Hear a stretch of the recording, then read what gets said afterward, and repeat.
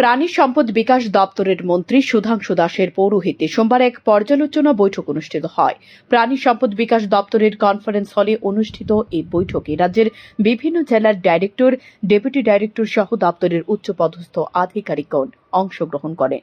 প্রসঙ্গত, প্রাণী সম্পদ বিকাশ দপ্তরে 2024 সালে দ্বিতীয় পর্যালোচনা বৈঠক অনুষ্ঠিত হয়। রাজধানী আগরতলায় গোর্খাবস্তিস্থিত প্রাণী সম্পদ বিকাশ দপ্তরের কার্যালয়ে রাজ্যভিত্তিক এই গুরুত্বপূর্ণ বৈঠক অনুষ্ঠিত হয়।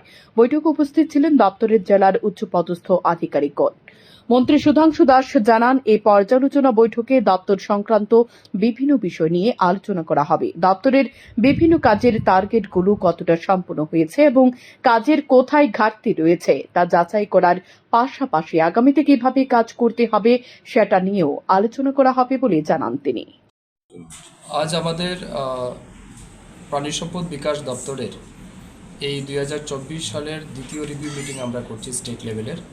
আজকের এই রিভিউ মিটিংয়ে আমাদের দপ্তরের সচিব, ডাইরেক্টর, বিভিন্ন জেলা থেকে আগত ডেপুটি ডাইরেক্টর সহ আরও বিভিন্ন উচ্চপদস্থ আধিকারিক রয়েছেন, যাদেরকে নিয়ে এই বছর আমরা যে টার্গেট রেখেছিলাম প্রাণী সম্পদ বিকাশ দপ্তরে, সেটা কতটা আমরা অ্যাচিভ করতে পেরেছি, আমাদের কি ঘাটতি রয়েছে এবং বিভিন্ন স্কিম যেগুলি আমরা প্রাণী পালকদের বা কৃষকদের স্বার্থে লঞ্চ করেছি বা দিয়েছি, সেটা কতটা ফিল্ড লেভেলে বাস্তবায়িত হয়েছে, পাবলিকের কাছে কতটা গেছে, এই সম্পর্কিত বিষয় নিয়ে আমরা চর্চা করব।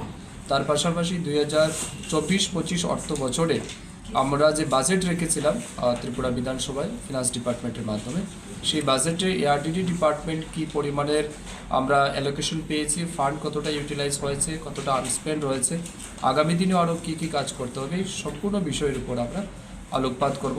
তার পাশাপাশি রাজ্যে বিশেষ করে ডিম উৎপাদন, দুধ এবং মাংস, এই তিনটার উৎপাদন কীভাবে বৃদ্ধি করা যায়, পাশাপাশি যুবকদেরকেও কীভাবে স্বরোজগারি করা যায়, এই লক্ষ্যেও আমাদের আলোচনা থাকবে।